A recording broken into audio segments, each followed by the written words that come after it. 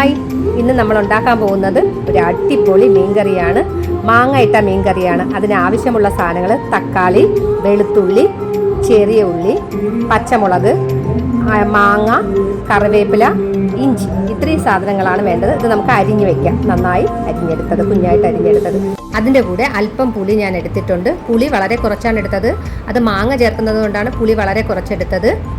അതിനുശേഷം മീൻചട്ടി അടുപ്പത്ത് വെച്ച് വെളിച്ചെണ്ണ ഒഴിച്ച് ഉലുവയിട്ട് പൊട്ടിക്കുക. ഉലുവയുടെ മണം മാറി വരുമ്പോഴേക്കും ഇഞ്ചി വെളുത്തുള്ളി ഇട്ട് വഴറ്റിയെടുക്കുക. അതിലേക്ക് കറിവേപ്പില കൂടി ചേർക്കുക.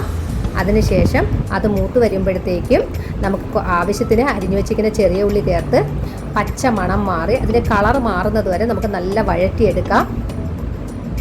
ചെറിയ ഉള്ളി വാടി കളർ മാറി വരുമ്പോഴേക്കും നമുക്കതിൽ പച്ചമുളക് ചേർത്ത് കൊടുക്കാം.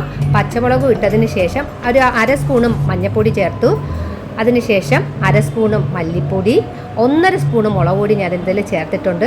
അതിൻ്റെ പച്ചമണമെല്ലാം മാറി വരുമ്പോഴേക്കും നല്ല മൂത്ത് വരുമ്പോഴേക്കും നമുക്ക് തക്കാളി അരിഞ്ഞു വെച്ചെടുക്കുന്നത് ഇട്ട് കൊടുക്കാം. അതിലേക്ക് ആവശ്യത്തിന് ഉപ്പും കൂടി ചേർത്ത് കൊടുക്കാം. ഞാനിത് കല്ലുപ്പാണ് ഇട്ടിരിക്കുന്നത്. ഉപ്പും തക്കാളിയും കൂടി നല്ല അലിഞ്ഞ് ഇങ്ങനെ എല്ലാം നന്നായിട്ട് പിടിച്ച് വരുമ്പോഴത്തേക്ക് വെന്ത് വരുമ്പോഴത്തേക്ക് നമുക്കതിലേക്ക് പുളി പിഴിഞ്ഞ് വെച്ചിരിക്കുന്നത് ഒഴിച്ചു കൊടുക്കാം.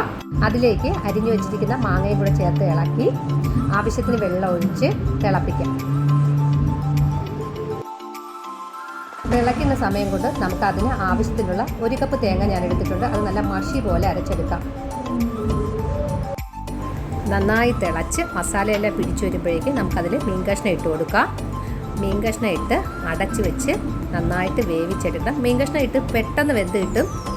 അത് കഴിയുമ്പോഴത്തേക്ക് നമുക്ക് അരച്ച് വെച്ചിരിക്കുന്ന തേങ്ങയും കൂടി അതിലേക്ക് ചേർത്ത് ഒന്നും കൂടി മൂടി വെച്ച് ഒന്നും കൂടി ഒന്ന് തിളവരട്ടെ. തിളച്ച് വരുമ്പോഴത്തേക്ക് ആവശ്യത്തിന് കറിവേപ്പില ഇട്ട് അല്പം പച്ച വെളിച്ചെണ്ണ ഒഴിച്ച് നമുക്ക് വാങ്ങി സെർവ് ചെയ്യാം. ഇത് നല്ല മീൻകറിയാണ്. ചോറിൻ്റെ കൂടെയും കപ്പേരയുടെ കൂടെയും ചക്കയുടെ കൂടെയൊക്കെ കഴിക്കാൻ നല്ല മീൻകറിയാണ്. എല്ലാവരും ട്രൈ ചെയ്ത് നോക്കണം. എന്നിട്ട് അഭിപ്രായം പറയണം. ഇനി അടുത്ത വീഡിയോ ആയിട്ട് നമുക്ക് കാണാം.